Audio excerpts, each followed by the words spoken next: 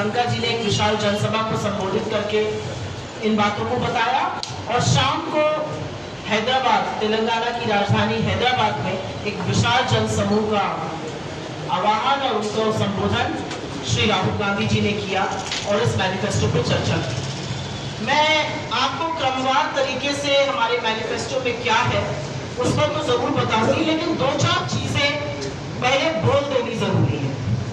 ये घोषणा पत्र कमरे में बैठकर पूंजीपतियों की लिस्ट पर नहीं बना है। ये घोषणा पत्र कुछ विशेषज्ञों या जानकारों से बात करके नहीं बना है। ये घोषणा पत्र इस देश की आवाज है। इसकी जो वेबसाइट भी थी उसका भी नाम था आवाज भारत की।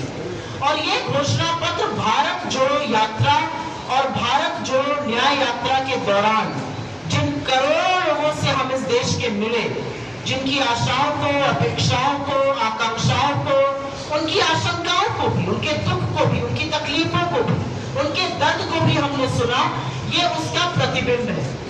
और इस घोषणा पत्र के 5 प्रमुख स्तंभ हैं जो राहुल जी ने अपनी यात्रा के दौरान जिस पर काफी विवेचना की थी और उसका आगाज किया था। युवा न्याय, किसान न्याय, नारी न्याय, श्रमिक न्याय और हिस्सेदारी न्याय। और मैं क्रमवार तरीके से आपको इसलिए बताना चाहती हूँ क्योंकि 10 साल से ये देश बहुत सारी परेशानियां झेल रहा है और उन सारी परेशानियों का इस घोषणा पत्र में, इस न्याय पत्र में समाधान है। मैं शुरू करूंगी युवा न्याय से। इस देश में बेरोजगारी 45 साल की चरम सीमा पर है। इस देश में बेरोजगार जब अपनी नौकरी की बात करता है तो उसको सड़कों पर लाठियों से पीटा जाता है। इस देश में बेरोजगारी का यह आलम है कि हर घंटे 2 युवा अपनी जान ले रहे हैं। और इसलिए जब हमने युवा न्याय की बात करी तो हमने साफ तौर पे कहा 30 लाख रिक्त सरकारी पद भरे जाएंगे सर्वप्रथम।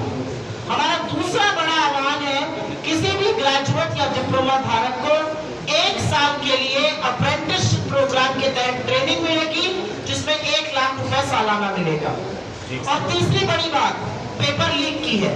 पेपर लीक होता है, लाखों करोड़ों बच्चे जो साल दर साल मेहनत करते हैं, जिनके माँ बाप एक रोटी कम खाते हैं रात को कि बच्चा पढ़ लिख जाए, जो गाजर मूली की तरह बसों और गाड़ियों में भर के जाते हैं, एग्जाम देते हैं और फिर पता चलता है व्हाट्सएप पर पेपर लीक हो गया, कहीं और पर पेपर लीक हो गया। उससे पूरी तरह से छुटकारा दिलाने के लिए हम पेपर लीक के खिलाफ सख्त कानून लाएंगे और एक जॉब्स कैलेंडर बनाएंगे। घोषणा होने की नौकरी तक और नियुक्ति पत्र तक एक क्रमवार तरीके से नौकरी मिलनी चाहिए। कहीं पर भी अगर कुछ गड़बड़ होती है उसका एक बैकअप प्लान होना चाहिए। युवाओं के लिए एक और बहुत महत्वपूर्ण योजना जो खास तौर से उत्तराखंड के युवाओं के लिए बहुत जरूरी है। आपके यहाँ से तमाम युवा इस देश की सेना में अपने शौर्य और पराक्रम का परिचय देते हैं और इस सरकार ने सेना को तोड़ने के लिए उनके शौर्य और पराक्रम का उपहास उड़ाया जब इन्होंने 4 साल के लिए ठेके पर सेना में भी भर्ती शुरू कर दी अग्निवीर योजना के माध्यम से। हमारा घोषणा, हमारा न्याय पत्र ये वचन देता है कि हमारी सरकार बनेगी और 4 साल की इस अग्निवीर योजना को खत्म किया जाएगा और जैसे पुरानी नौकरी होती थी, जैसे सेना में चयन होता था, वैसे दोबारा से उसको बहाल किया जाएगा। ये युवा न्याय की बात है और तमाम बातें, लेकिन मुख्य बिंदुओं पर ही बात कर रहे हैं। अब बात करते हैं नारी न्याय की और वो बात करनी जरूरी है। कहते हैं महिला को पढ़ा दो तो सारा परिवार पढ़ जाता है। हमारा मानना है कि अगर एक महिला के हाथ में पैसा आएगा तो परिवार की ही तरक्की होगी। स्वास्थ्य जो बिगड़ा हुआ है वो ठीक होगा, पढ़ाई बेहतर होगी, बच्चों का भविष्य बेहतर होगा। और इसलिए महालक्ष्मी योजना के तहत हम गरीब परिवार की महिला मुखिया के अकाउंट में 1 लाख रुपए सालाना डालेंगे जिससे उनके पास अतिरिक्त पैसा आए अपने परिवार की देखरेख के लिए और वो परिवारों की बढ़ोतरी कर सके।